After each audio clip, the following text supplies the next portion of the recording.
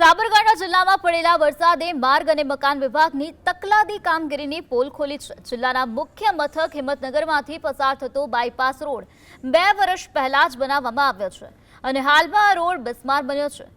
સૌથી નવાઈની વાત એ છે કે ચોમાસામાં વરસાદ આવતા જ આ રોડ પર હાથમતી નદી પર બનાવેલા બ્રિજ પર નદી બની જાય છે।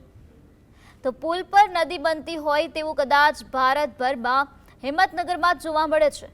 બાયપાસ રોડ ઉપર ઠેર ઠેર ખાડા પડી ગયા છે, વાહનોને નુકસાન થાય છે, ટ્રાફિક જામ થાય છે। આમ છતાં વહીવટી તંત્ર જાણે કોન્ટ્રાક્ટરોની છાવરવા મથી રહ્યું હોય તેવું લાગી રહ્યું છે। અધિકારીઓની કટકીખોરી અને કોન્ટ્રાક્ટરોની બેદરકારીના કારણે હાલમાં હિંમતનગર જ નહીં પરંતુ હિંમતનગર સિટીમાંથી પસાર થતા તમામ વાહન ચાલકો પરેશાન થઈ તોબા પોકારી ઉઠ્યા છે।